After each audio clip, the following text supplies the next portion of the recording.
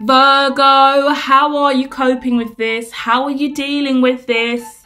Emotionally, I can see the Ace of Cups and the Two of Wands, so I know there's emotions attached to this. I know that this is a decision that you've got to make. You're looking out upon the horizon and you're like, I know I'm moving forward, I know things are good, but my emotions are overwhelmed and this is hard to decide. Yeah? So we're going to dive in a little bit more. This is just the pre-shuffles and I can already see that there's a lot of emotions around this decision for you, okay? So stick with me, let's go. Let's dive into the shuffle, hit the like.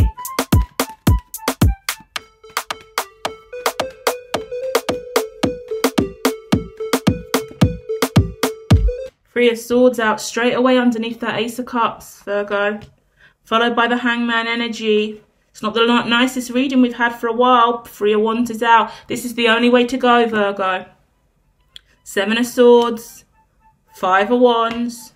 The Empress.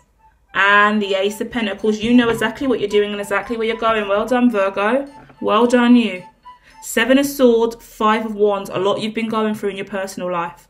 A lot of stuff you've been going through at work as well. A lot been going on around you, okay? A lot of lies, deceit, deception, dishonesty around you. If you're a manager and you're in a leading position, you're managing a lot of people around you in this corporation, okay? And every time you go into one of these walkways, I want to say, weird thing to say, walkways, hallways, conference rooms, staff meetings, there's seminars, webinars, conferences, there's always some kind of lies that are coming up, either about you or the situation. There's always conflict in the room.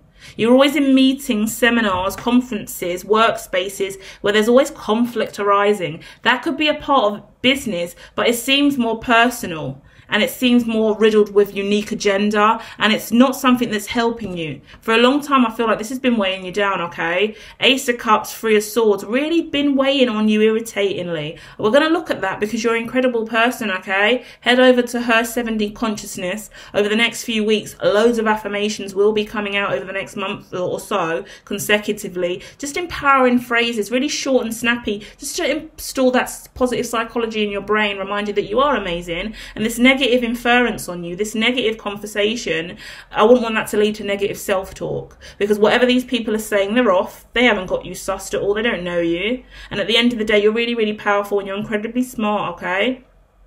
Two of Wands here. Now with the Hangman, you've been stuck on making a decision because you've been waiting to see something shift and change. And the truth of the matter is, it is shifting and changing, but you can't see it yet. The Empress is here and the Ace of Pentacles is here at the end of the reading, which shows me straight away you're amazing.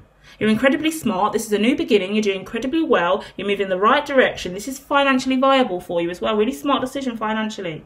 More beautifully about your reading, Virgo, is firstly, the most dominant suit is the Pentacles, which is obviously your element, earth sign. So it shows that you're in your absolute power.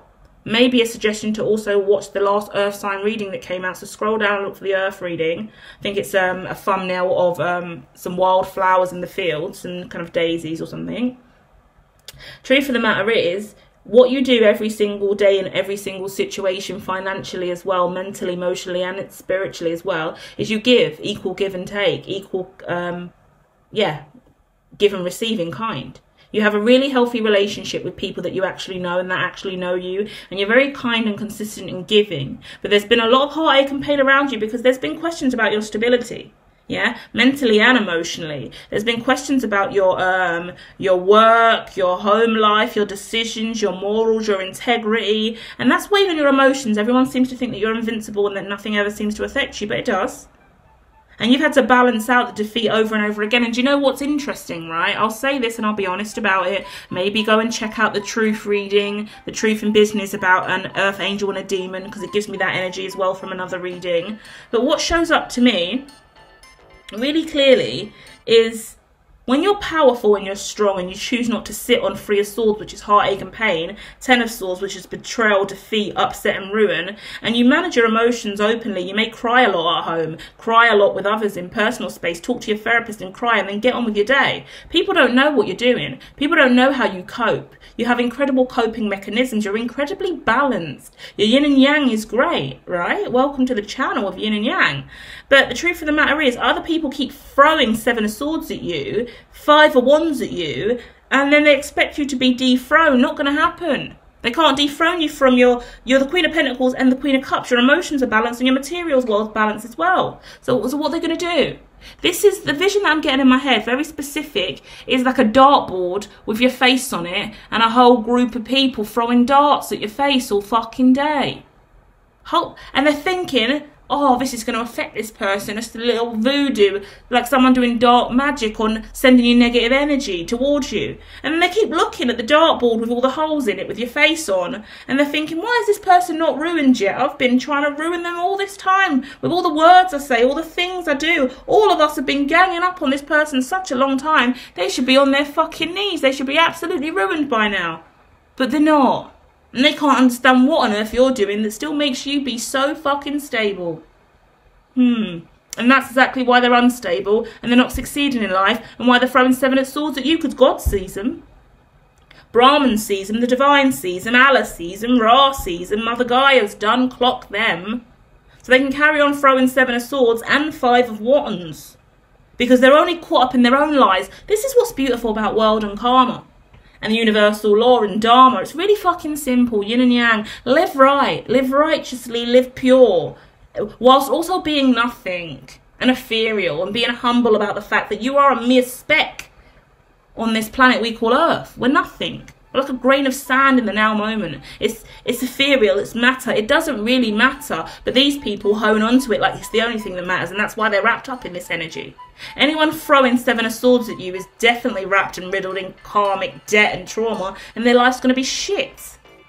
5 of Wands, all these people fighting in negotiations and conversations, hoping it's going to affect you or negatively stirring the pot around you. Well, they're only pissing on their own pot, aren't they? Ruining their own reality. The people around you are ruining their own reality by doing what they're doing, but they expect it to have an effect on you. You're out of the way, it doesn't involve you, so they're only creating a shitstorm within their own lives, and you're the centre of it. They might as well create an idol for you and get on their hands and knees and start praying and worshipping, because that's all they're really doing in line with ethereal matter and energy and vibration. Because God is not skewed in his perspective of left and right and wrong and right and where we're going, and universal law is not ever conflicted about the vibration of other and it and oneness. Clearly you know that. Clearly you worship and pray. Clearly you are aligned to the Most High. In your opinion, what God is for you. That's why I love what we do here, because we're unique. You can have any single belief you want, provided it's pure and integritous and morally right. You're going to succeed in life, and guess what you are? Well done you. Well done you. We don't even need to gloat or justify this anymore or glorify the situation any more than this, because you're doing amazingly well and you're powerful, and I love to see this in an energy. It makes me happy to know that whatever this negative vibration is, it can't even touch you. It can't even touch you. It can't come anywhere near you, because these people are trapped within their own darkness, and you stand in the light. And the more you choose to stand in the light, the more it casts a shadow over their darkness, and they just fall deeply into the pits of hell where they belong. Return to Malavor. That's where you belong, because emotionally you are beautifully aligned. It takes a lot to have emotional resilience, emotional intelligence, emotional security like this. Suggests that you have a lot of therapy, a lot of counselling, or that you've studied these concepts in life, right? Psychology, mind, mindfulness, well-being. Either way, people don't know what it takes to really be one with self. Work on yourself. You could be Hindu as well. I get a lot of deities. I get a lot of ritual. I get a lot of festivals. I get a lot of sitting down with your legs crossed, praying, giving offerings to God. You can have a guru. You might sit one-to-one with your guru, have serious conversations with your, it's not even like a pastor or a priest. I get a shaman. I get someone sitting with another shaman who is a shaman or a guru. Someone a bit like Sadhguru, right? But from a different religion, quite alternative. And I get you just sitting there in worship and prayer and receiving that with prayer beads as well. Really nice. Candles being lit, the energy being right, the mantle being correctly positioned, right? The different festivals throughout the year where you stop to worship and pray. You're aligned to God. What happens when you're aligned to God? What God wants for you. What God says. What God ordains. So these people who seem to think that they can take on the God that surrounds your aura is exactly what these people are actually like, because it sums them up. That they have any kind of perception in their mind that they can overstep God in an attempt to defeat you. And God knows what their idea of defeat is as well, because it doesn't make sense. It doesn't add up, because they're not doing anything physically other than throwing darts at your face on a dartboard. So, yeah, that's it, with desire for vengeance and voodoo and juju energy, which doesn't work, guys. It's not working. Unfortunately, you are unaligned, and you just move deeper to the hellish dimension you set for yourself karmically. Isn't that sad?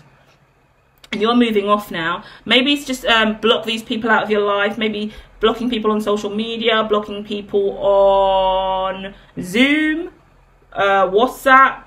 In my head, I get Netflix. Yeah, so if you're sharing a Netflix account with anyone, like sharing accounts, Amazon sharing accounts, like, you know, Deliveroo and Just Eats and Uber, they would do like group sharing meals. Yeah, like where you share things with people, close friends. Get them out, your close friends. Get them out, your Deliveroo shares. Get these people out wherever they're lingering and hiding, because they don't belong there anymore. You know that. You're moving forward. Wow.